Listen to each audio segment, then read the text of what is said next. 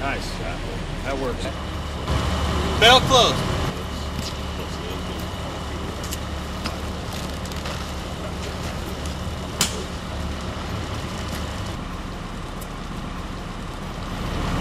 Ready to fight? Bell closed. Water! Kneel on it, baby. Kneel on 4,000 pounds.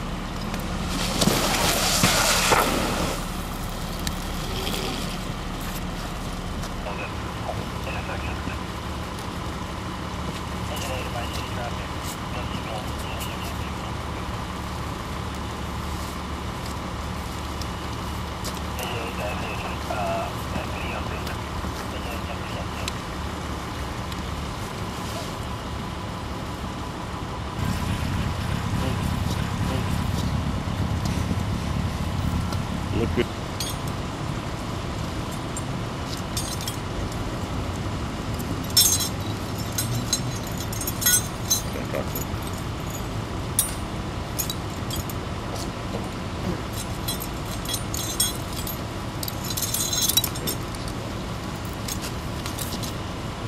Look at that. How to do it.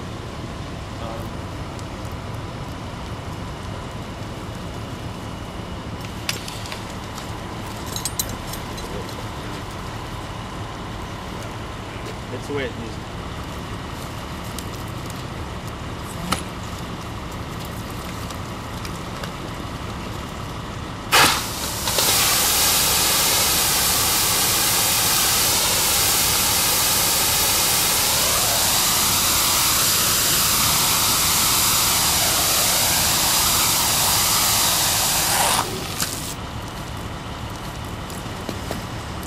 Yep. Ready to move.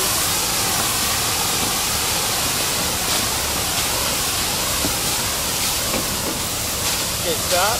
Ready to go down? Go down.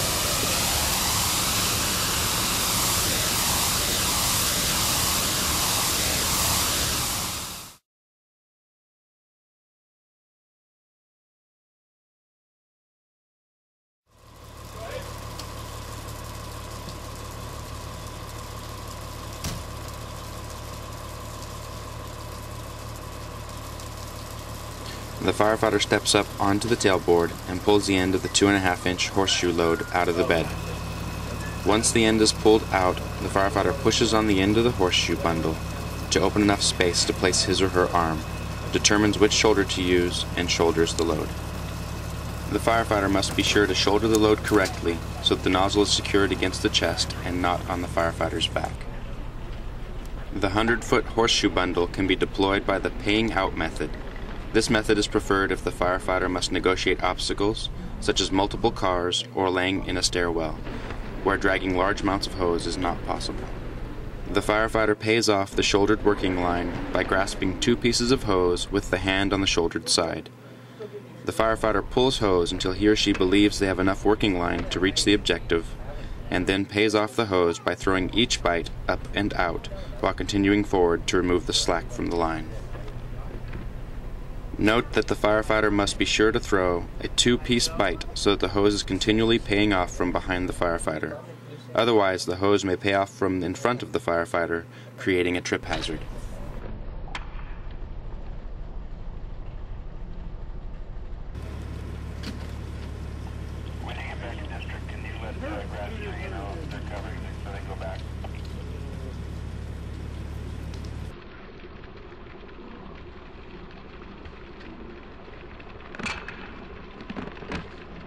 If space permits, the firefighter can deploy the horseshoe using the nozzle coupling method, similar to the tank line evolution.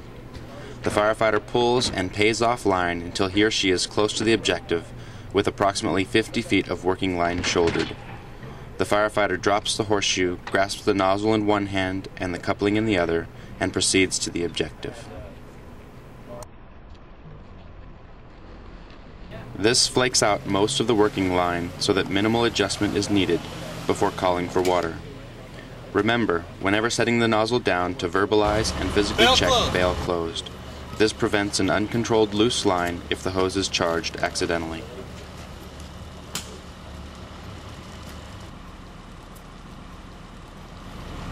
Ready to fight? Belt closed. Water!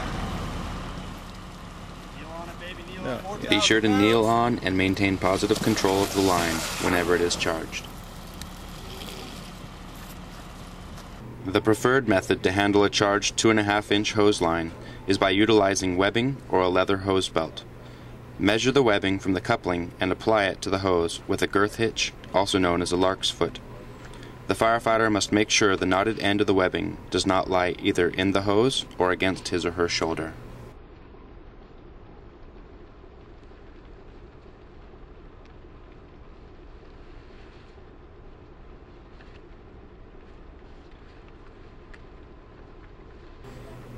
The firefighter faces away from the nozzle, places the webbing on the inside shoulder, and rotates away from the hose.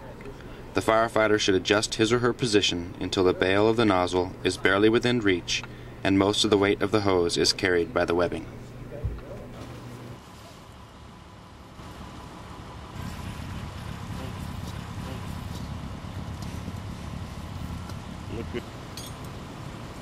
The hose belt is a traditional piece of equipment that is unique to the Sacramento City Fire Department. It is applied similarly to the webbing, except that rather than using a girth hitch, the hose strap is applied and cinched down on the hose.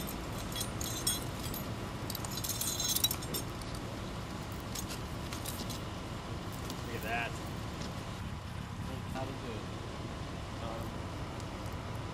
After prolonged operations with the 2.5-inch hose line, the firefighter may wish to transfer some of the weight off of the load-bearing shoulder.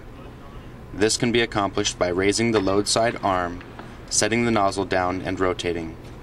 This will transfer some of the hose weight to the chest, allowing the shoulder to rest. It's wet.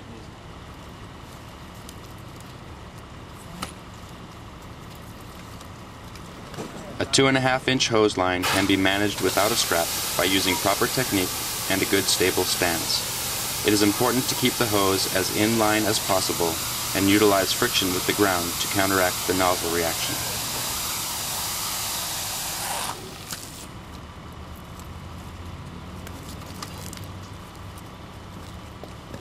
As can be seen here, it is extremely difficult for one firefighter to advance a charged 2.5-inch hose line. It is always preferable to have 2 firefighters for this evolution.